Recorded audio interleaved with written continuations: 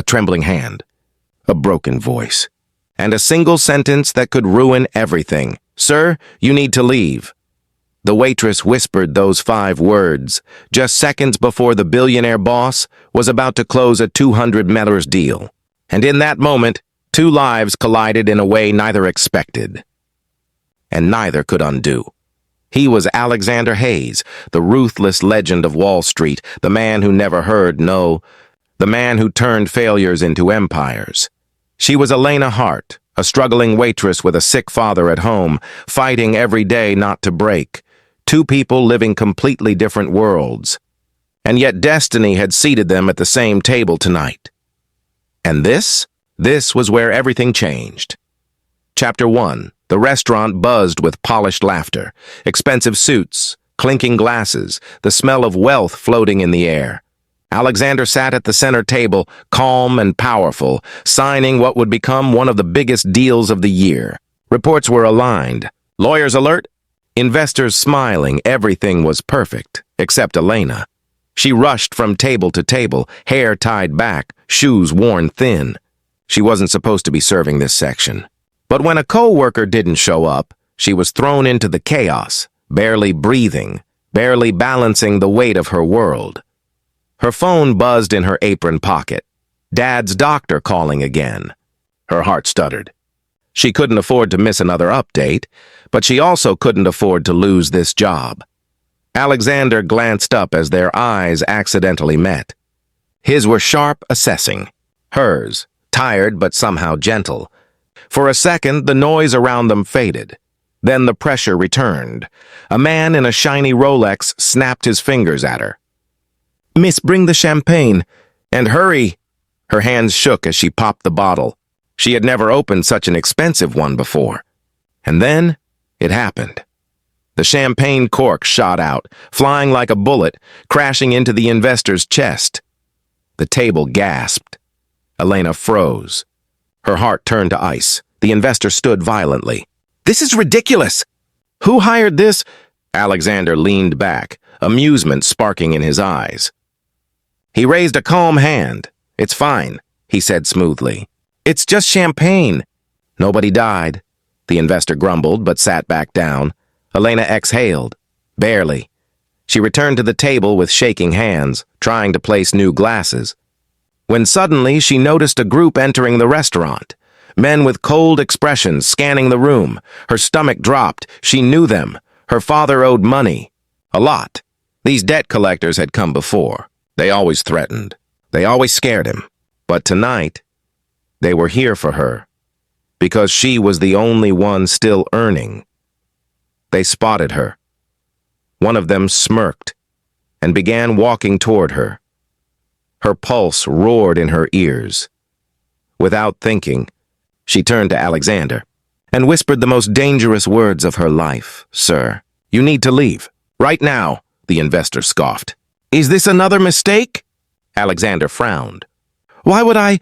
Then he saw it, the terror in her eyes.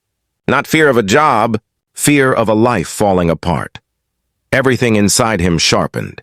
He rose, and before she could explain, before she could beg, Alexander Hayes placed his hand on her shoulder and said to the table, "Deal postponed," the stunned investors protested. "You cannot walk away now." Alexander looked at Elena again, her lips trembling, tears she tried to hide. "I can," he replied. "And I will." He walked out with her, leaving $200 and his entire reputation behind, because something about her told him this was more important. Chapter 2. Outside, cold air hit her lungs. She could finally breathe, but then reality came crashing back. What had she done? "You ruined your deal," she whispered, voice breaking. Alexander studied her. "Tell me what's happening." Her walls cracked. She had spent years keeping them up, but this stranger's concern, it was like warmth she had forgotten. "My dad. He's sick. I'm his only support. I'm late on rent, and these men, they want money I don't have." Her voice shattered. I didn't want them to hurt you." For once, the billionaire who always controlled everything felt helpless. "You protected me?" he asked quietly. She nodded, wiping tears. In his world, loyalty always had a price. In hers, it was survival. He pulled out his phone, not to call security, not to call police, but to call the one department he never imagined using urgently, his medical wing. Within minutes, a black car slid to the curb. "Where's your father?" he asked. She hesitated. "Why do you care?" Alexander stepped closer. His voice softened, almost painfully human. "Because no one has ever cared for me without wanting something in return. You're the first." The truth hit harder than any threat. She told him the address. The apartment was small, flickering lights, peeling walls, the smell of medicine. Her father lay on a thin mattress, wheezing softly. Elena rushed to him. "Dad, I'm here." "You're okay." Alexander stood at the doorway, guilt and protectiveness swirling inside him. "I can help," he finally said. Medical staff arrived fast, checking vitals, discussing treatment, arranging immediate transfer to a private hospital. Elena stared at him, overwhelmed. Why are you doing this?" He looked at her the way no one ever had, not with desire, but with gratitude. "Because you saved me from making the worst deal of my life," he murmured. "I found something tonight worth far more than money." Their silence held possibility. Something fragile but powerful. He wasn't a billionaire boss in that moment. He was just a man who had finally found what mattered. Elena's father received the best care.